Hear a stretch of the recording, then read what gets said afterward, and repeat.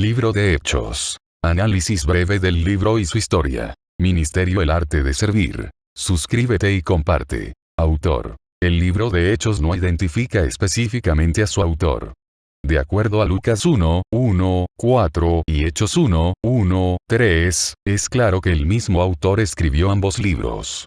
La tradición, desde los primeros días de la Iglesia, ha sido que fue Lucas, un compañero del apóstol Pablo, quien fue el autor tanto del Evangelio de Lucas como de Hechos, Colosenses 4, 14, 2 de Timoteo 4, 11. La fecha de su escritura. El libro de Hechos fue escrito probablemente entre el 61 y el 64 después de Cristo. Propósito de la escritura. El libro de Hechos fue escrito para tener un registro de la historia de la iglesia primitiva. El énfasis del libro es la importancia del día de Pentecostés, y el ser investidos de poder para ser testigos eficaces de Jesucristo. Hechos registra a los apóstoles siendo testigos de Cristo en Jerusalén, Judea, Samaria, y el resto del mundo circundante. El libro arroja luz sobre el don del Espíritu Santo, quien da poder, guía, enseña y actúa como nuestro consejero. Al leer el libro de Hechos, somos iluminados y animados por los muchos milagros que fueron realizados durante este tiempo por los discípulos Pedro, Juan y Pablo. El libro de Hechos enfatiza la importancia de la obediencia a la palabra de Dios y la transformación que ocurre como resultado de conocer a Cristo. También hay muchas referencias sobre aquellos que rechazaron la verdad que los discípulos predicaban acerca del Señor Jesucristo.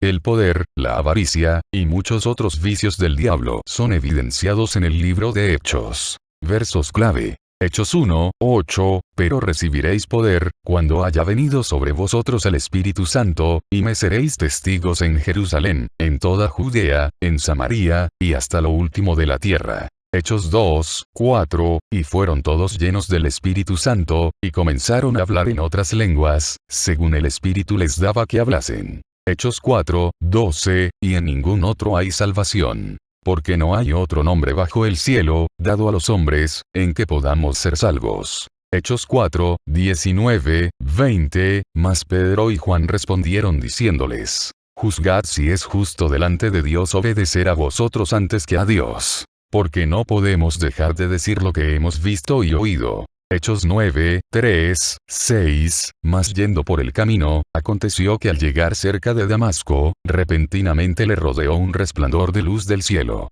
Y cayendo en tierra, oyó una voz que le decía: Saulo, Saulo, ¿por qué me persigues? Él dijo: ¿Quién eres, Señor? Y le dijo: Yo soy Jesús, a quien tú persigues. Dura cosa te es dar coces contra el aguijón. Él, temblando y temeroso, dijo: Señor, ¿qué quieres que yo haga?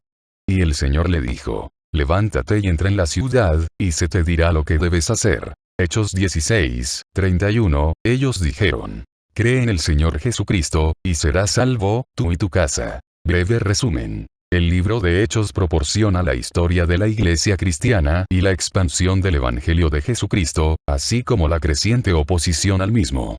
Aunque muchos siervos fieles fueron usados para predicar y enseñar el Evangelio de Jesucristo, Saulo, cuyo nombre fue cambiado a Pablo, fue el que tuvo más influencia. Antes de ser convertido, Pablo se complacía en perseguir y matar a los cristianos. La dramática conversión de Pablo en el camino a Damasco, Hechos 9, 1, 31, es un punto culminante del libro de Hechos. Después de su conversión, él se fue al extremo opuesto en su amor por Dios y en predicar su palabra con poder, fervor, y el Espíritu del Dios vivo y verdadero. Los discípulos recibieron el poder del Espíritu Santo para ser sus testigos en Jerusalén, capítulos 1, 8, 3, Judea y Samaria, capítulos 8, 4, 12, 25, y hasta lo último de la tierra, capítulos 13, 1, capítulo 28. Incluidos en la última sección, están los 3 viajes misioneros de Pablo, 13, 1, 21, 16, sus juicios en Jerusalén y Cesarea, 21, 17, 26, 32, y su viaje final a Roma, 27, 1, 28, 31. Conexiones. El libro de Hechos actúa como una transición entre el antiguo pacto de la observancia de la ley y el nuevo pacto de gracia y fe. Esta transición es apreciada en muchos eventos claves del libro de Hechos. Primero, hubo un cambio en el ministerio del Espíritu Santo, cuya función principal en el Antiguo Testamento era el ungimiento externo del pueblo de Dios, entre ellos Moisés, Números 11, 17, Otoniel, Jueces 3, 8, 10, Gedeón, Jueces 6, 34, y Saúl, 1 Samuel 10, 6, 10. Después de la resurrección de Jesús, el Espíritu vino a vivir en el corazón de los creyentes, Romanos 8, 9, 11. 1 Corintios 3, 16, guiándolos y llenándolos de poder desde dentro. El Espíritu que mora en el hombre, es un don de Dios para aquellos que vienen a él en fe. La conversión de Pablo fue un ejemplo dramático de la transición del antiguo al nuevo pacto.